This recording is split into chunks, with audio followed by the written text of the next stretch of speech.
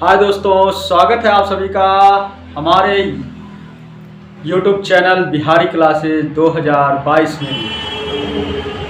तो आज हम लोग फिर से मिलेंगे एक नए वीडियो के साथ और चैप्टर 3 को आज हम लोग कंप्लीट करने का पूरा प्रयास करेंगे। और इसके बाद हम प्रायः ऐसे ही क्वेश्चन देखेंगे जो एग्ज़ाम के पॉइंट ऑफ व्यू से बहुत ही इम्पॉर्टेंट होते हैं। ओके, आइए इस वीडियो की शुरुआत करें। आई होप आप और आपका परिवार बेहतरीन और उम्दा होगा। ओके, चलिए आज हम लोग चैप्टर 3 अर्थात दो चर में रैखिक समीकरण युग्म, ये जो चैप्टर जो चल रहा है इसका जो है हम लोग देखेंगे कुछ कंडीशंस जिसमें हम लोग जान पाते हैं कि रेखाएं संपाती होती हैं, कब परिच्छेद करती हैं, कब है ना, कब समांतर होती हैं, इन सब के बारे में हम लोग चर्चा करेंगे। आइए कंडीशन, है ना, कंडीशन बोले तो इसको हम लोग कहते हैं हिंदी में शर्त। क्या शर्त है, क्या कंडीशन है? तो अगर हम कंडीशन की बात करें तो सबसे पहला कंडीशन है, देखिए माना हमारे पास दो समीकरण है कुछ इस प्रकार। पहला है a1x plus b1y plus c1 बराबर 0 और दूसरा इक्वेशन है हमारे पास a2x plus b2y plus c2 बराबर 0। हमारे पास दो समीकरण है। ओके, इन दोनों समीकरणों के लिए हमें कंडीशन अप्लाई करना है कि जो दिए गए समीकरण हैं इनका कैसा हल होगा, है ना, किस प्रकार का हल होगा, इससे जो ग्राफ बनेगा वो ग्राफ किस तरह का होगा। ओके, तो आइए हम ग्राफ की चर्चा करेंगे। इस ग्राफ किस तरह से बनेगा, है ना, इसकी जो रेखा जो बनेगी वो कैसी होगी, अद्वितीय होगी, है ना, अद्वितीय हल होगा, क्या होगा, कैसे होगा, ये इसकी चर्चा हम लोग करते हैं। वीडियो बहुत ही ध्यान से देखिएगा। इस टॉपिक से एक सवाल एग्जाम में आने ही आने हैं, ये मेरा वादा है। ठीक, चलिए देखिए सबसे पहली कंडीशन है, फर्स्ट कंडीशन, यदि if a1 upon a2 equal to b1 upon b2 equal to c1 upon c2 है तो तीन बातें हो सकती हैं। पहली बात, दूसरी बात और तीसरी बात, इस तरह से हम यहां लिखेंगे। ओके, पहली बात, दूसरी बात और तीसरी बात। सबसे पहली बात, अगर a1 upon a2 equal to b1 upon b2 equal to c1 upon c2 अगर ऐसा है, तीनों का अनुपात यदि बराबर आ जाए, जो भी समीकरण, दो समीकरण हमारे पास जो लिखा गया हो उसके अगर अनुपात अगर बराबर आ जाए इस तरह से निकालने पर, तो इस कंडीशन में हम तीन चीज बोल सकते हैं। सबसे पहला कंडीशन होता है कि इससे जो ग्राफ जो बनेगा उसमें रेखाएं संपाती होंगी। रेखाएं क्या होंगी? रेखाएं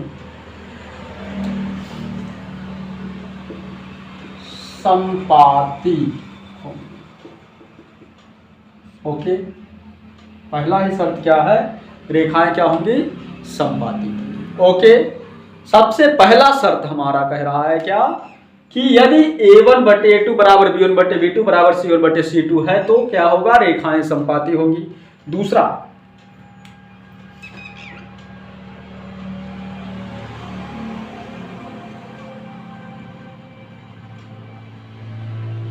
इसके अपरिमित रूप से अनेक हल होंगे। अपरिमित रूप से अनेक हल होंगे। ओके, इसके अपरिमित रूप से कितने हल होंगे? अनेक हल होंगे। राइट, फिर तीसरी बात इसमें है कि जिसका हल होता है वो संगत होता है। क्या होता है? संगत। मतलब ये जो समीकरण है ये क्या है? संगत। इनके जो हल है वो कैसे होंगे? संगत होंगे।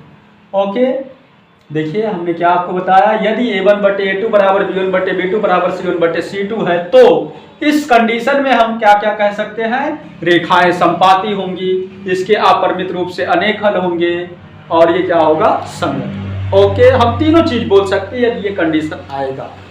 ओके, नेक्स्ट सेकेंड, इफ यदि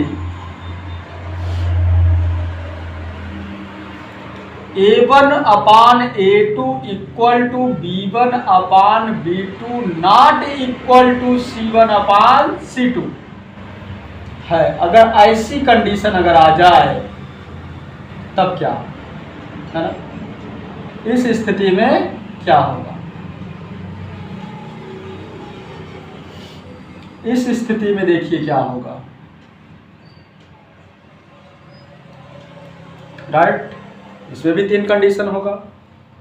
अगर 2 बराबर हो, 2 अनुपात बराबर आए, तीसरा वाला बराबर ना आए, अर्थात C1 और C2 वाले का अनुपात जो अचर पद है उसका अनुपात अगर बराबर ना आए, तो इस स्थिति में हम कहते हैं कि रेखाएं जो होती हैं,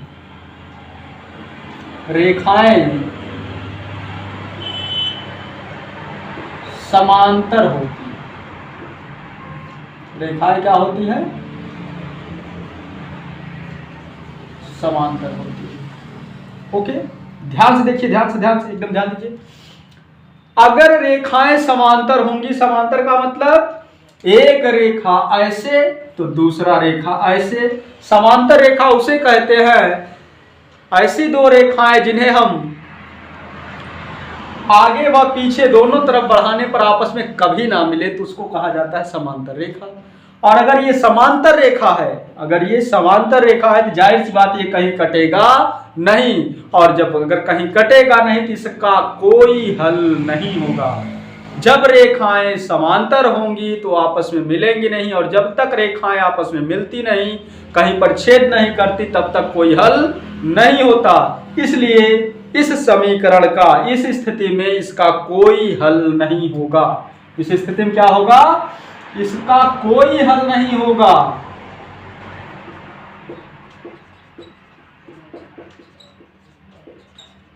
ओके, तीसरी बात, जब इसका हल ही नहीं होगा तो ये क्या होगा?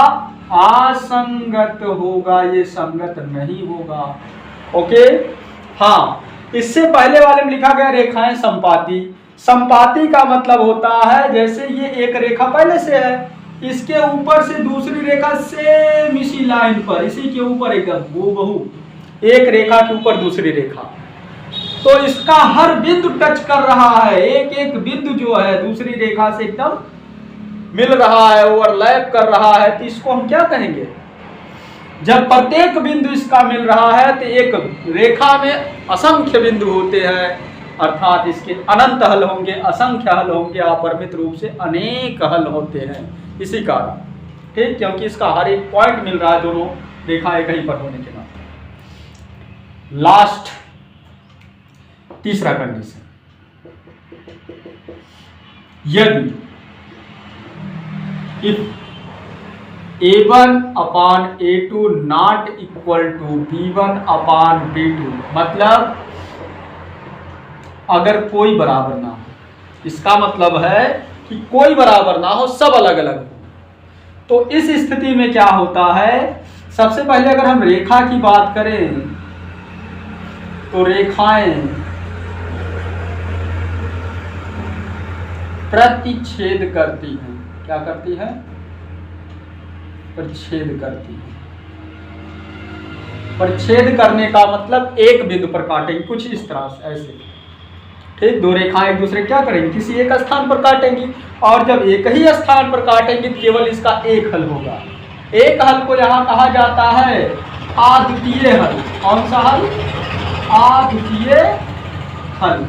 मतलब इसका केवल एक ही हल होगा। इसके कितने हल होंगे? केवल एक ही हल। अद्वितीय का मतलब आ माने नहीं, द्वितीय माने दूसरा, जिसका दूसरा हल ना हो उसको अद्वितीय हल कहते हैं।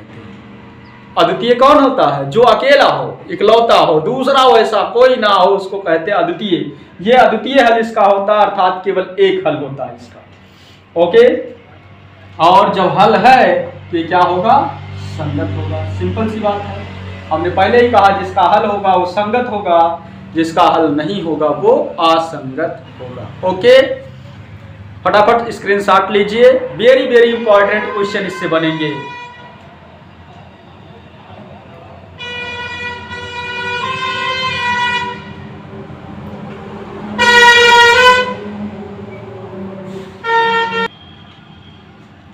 है तुम पे करके भरोसा, मैंने खाया है धोखा, पहले जो जान जाते तुझसे दिल ना लगाते, देखे मुड़ के जिधर है वहीं बेबसी, जिंदगी बन गई बंदगी मेरी। ओह, चलिए, ऐसा आपके साथ नहीं होगा, आप हम पर भरोसा करिए, हम आपको अवश्य आपकी नैया को पार लगाएंगे। चलिए, एक छोटा सा प्यारा सा क्वेश्चन हम लोग देखेंगे अनसॉल्व के थ्रू। ओके, चलिए देखते भाई। प्रश्न है, मैं प्रश्न लिखूंगा नहीं, सुनिए ध्यान से। समीकरण 2x + 3y = 7। समीकरण दिया है 2x + 3y = 7 तथा एक समीकरण और दिया है 2px + py = 28 अर्थात 28 -qy, ये इतना दिया गया है। हमसे कह रहा है मैं p व q के मान ज्ञात कीजिए यदि समीकरणों के युग्म के अपरिमित रूप से अनेक हल हों। इन दोनों समीकरण के लिए कंडीशन कहा जा रहा है अपरिमित रूप से क्या है? अनेक हल। अपरिमित रूप से अनेक हल, ये कहा गया है इस समीकरण के हैं। अपरिमित रूप से अनेक हल कब होता? अभी आपको बताया गया कि अपरिमित रूप से अनेक हल तब होता है जब a1/a2 = b1/b2 = c1/c2 हो। ओके, चलिए, सबसे पहले तो इस समीकरण में बराबर 0 नहीं है तो बराबर 0 ले आएंगे। उसके लिए हम 7 को पक्षांतर कर लेंगे, 7 को इधर ले आएंगे। ये इस तरह से बन जाएगा 2x + 3y + 7 है, इधर आएगा -7 = 0। 2x + 3y - 7 = 0, equation first. और सेम दैट इसको भी सॉल्व करेंगे, इस दोनों को उठा के इधर ले आएंगे, ये जाएगा 2px + py, ये प्लस में 28 इधर आएगा -28 और ये -qy इधर आएगा +qy = 0। ओके, इक्वेशन सेकंड हम कह सकते हैं, या थोड़ा सा इसको और हम सॉल्व कर ले रहे हैं क्योंकि y वाला 2 जगह लिखा गया है। तो 2px, ध्यान से देखिए इन दोनों में y कॉमन है, जो कॉमन है उसको हम कॉमन लिख दे रहे हैं, पीछे आगे लिख दे रहे हैं, जो बच रहा है प्लस है दोनों के सामने, यहाँ प्लस p और q बचेगा, निकालने के बाद y को y निकलेगा, p + q बचेगा, y यहाँ लिखा गया -28 = 0। ओके, अब देखिए ध्यान से, ये हमारा हो गया मान लीजिए इक्वेशन सेकंड। अब हम चूंकि कहा गया है इसके अपरिमित रूप से अनेक हल हैं, लिखेंगे चूंकि अपरिमित रूप से अनेक हल, अपरिमित रूप से अनेक हल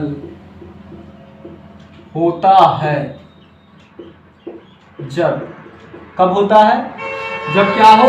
a1/a2 = b1/b2 = c1/c2। ओके, बताया गया, रिमेंबर, याद है ना? A1 बटे A2 बराबर B1 बटे B2 बराबर C1 बटे C2। ओके, ध्यान दीजिए यहाँ A1 कितना दिया है भैया, A1 मतलब पहले समीकरण का देखेंगे, x के सामने वाला A1 होगा 2 बटे A2 इसमें x के सामने वाला दो पी बराबर B1 y के सामने वाला B होता है, पहले समीकरण में देखेंगे 3 B2 इसमें y के सामने वाला P प्लस Q बराबर C1 माइनस का 7 है, इसमें माइनस का 7, C2 माइनस का 28। ओके, माइनस से माइनस भी कैंसिल हो जाएगा। ओके, कोई दिक्कत यहाँ तक, किसी को कोई प्रॉब्लम नहीं, होना भी नहीं चाहिए। ओके, अब क्या करेंगे, एक बार हम इन दोनों को सॉल्व कर लेंगे लेकर साथ में, फिर एक बार इन दोनों को लेकर साथ में ये सॉल्व कर लेंगे, जब क्योंकि तीनों आपस में बराबर हैं, किसी भी तरह से सॉल्व कर सकते हैं। इन दोनों को साथ में लेंगे, लिखेंगे 2 बटे 2p बराबर 7 बटे 28। ओके, 7 बटे 28। इसको सॉल्व करेंगे 2 से 2 यहाँ देखिए वैसे ही कैंसिल हो जाएगा, तो यहाँ बचेगा 1 ये बचा 1/p बराबर 7 बटे 28। अगर हम इसको काट देते भी हो जाएगा, यही देखिए काट दे रहे हैं 1 मिनट, 7 1 जा 7 मतलब 7 1 के 7, 7 चौको 28, 1 बटे 4 आ जाएगा। p से 1 में गुणा p, 4 का 1 में गुणा 4, p की वैल्यू आ गया 4। देखो इतना सिंपल सवाल, p का मान तुरंत आ गया 4। दूसरा ये वाला दोनों को सॉल्व करेंगे, देखिए क्या आएगा, 3 बटे p प्लस क्यू बराबर 7 बटे 28। अभी देखिए हल किया गया था, 7 एकड़ में 7 चौको 28, इसको हम लिख सकते हैं 3 बटे p प्लस क्यू बराबर 1 बटे 4। तिरछा गुणा कर लेंगे, इसका गुणा इसमें, इसका गुणा इसमें, 1 से इसमें गुणा होगा तो यही आ जाएगा p प्लस का q। जिस प्रकार हम 1 का पहाड़ा चाहे जिसमें पढ़ेंगे तो वही आ जाएगा, तो वही आ गया बराबर 4 का पहाड़ा इसमें पढ़ेंगे 3 बार, 4 तिहाई 12। अब देखिए यहाँ से इसको हम चाहे समीकरण बना ले, तो यहाँ देखिए जो p का मान आया यही रख दे रहे हैं, p का मान रखने पर p का मान क्या आया है 4, तो p के स्थान लिख दो 4 प्लस q बराबर 12, तो q बराबर 12 प्लस 4 इधर आएगा -4, तो q बराबर 12 में से 4 गया 8, तो यहाँ से q की वैल्यू आ गया 8। कोई दिक्कत, तो इस तरह से p और q का मान आ गया, कोई दिक्कत। ये देखिए सवाल था, ये पूछा गया है 4 नंबर के लिए सवाल। कितने नंबर के लिए, 4 नंबर के लिए। ऐसे ही जाने देंगे 4 नंबर? नहीं भाई, ऐसे कैसे जाने देंगे। ओके, थैंक्स, आज इतना ही, मिलते हैं कल, तब तक के लिए नमस्कार, वंदे मातरम।